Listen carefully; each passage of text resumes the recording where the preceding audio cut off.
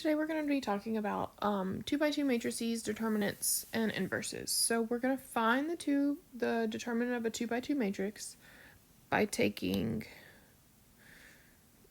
A times D and minus B times C. So the determinant is denoted with these vertical lines,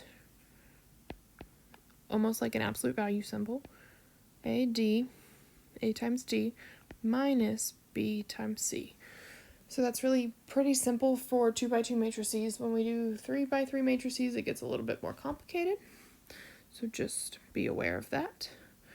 So how does a determinant differ from a matrix? So a matrix is represented by brackets, whereas a determinant is represented by vertical lines.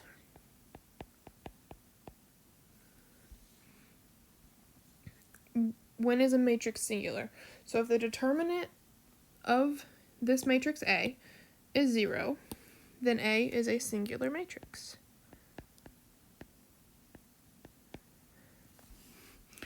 And when it's non-singular, your determinant's not 0. We'll talk more about what singular and non-singular mean, but for right now, that's all you need to know. You just need to know that if the determinant of the matrix is 0, then it's singular, and if it's not 0. So how can the adjoint of a 2x2 matrix be determined? So we are given matrix A, which is A, B, C, and D, and then the adjoint matrix, which we abbreviate A, D, J, T, of A, is the matrix D, negative B, negative C, and A. So what you're doing, you're not switching B and C's place, you are just making those two negative and you're switching where A and D are.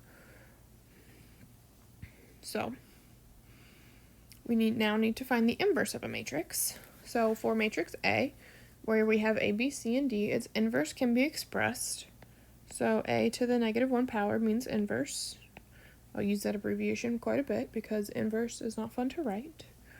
So you take the adjoint of matrix A and you divide it by the determinant. So when you divide it, you would take everything inside this matrix A and divide it by whatever number you get. So you may get fractions. Yes, it's okay. All right. So now we're going to talk about just which ones are true and which ones are, which makes them true. All right, so if A is not equal to 0, then A is singular or non-singular? Non-singular because we talked about it above. If A is A, B, C, and D, then you're trying to find the determinant, and you cross-multiply in a sense. So AD minus CB.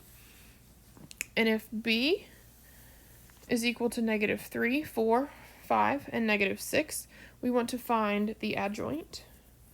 They didn't put the T, but it's okay. That looks like adjective. That's all right. So remember with the adjoint, you flip A and D.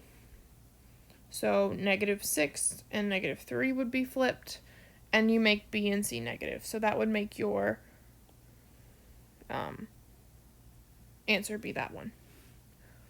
So if C is equal to 3, 2, 1, and 2, we want to find the inverse. Well, first we got to find the adjoint.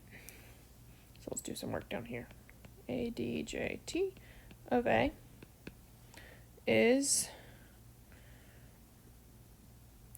we flip C and D, and you make those negative. All right, so that's your adjoint. Oops, I didn't make that one negative.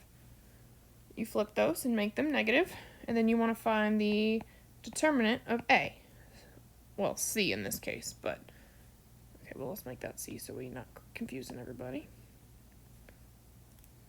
Because I like to use A, but they use C. So C, we're going to find the determinant, so you're going to take 3 times 2. So you're going to cross multiply, minus 2 times 1. Well, 3 times 2 is 6, minus 2 gives you 4. Well, that doesn't help me a ton. Helps me some, but not a ton. So we're going to take It helps me some. Enough to figure out what to do. All right, so you're going to take, to get your A inverse,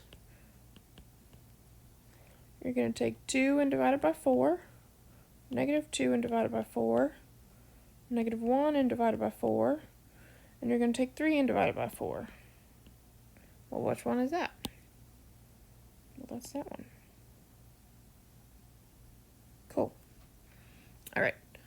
D inverse exists only when D is non-singular, because remember, if it's singular, then the determinant of A is 0, and I can't divide by 0, because when it's non-singular, you have the determinant of A is not equal to 0. So as long as you're dividing by not 0, you're good.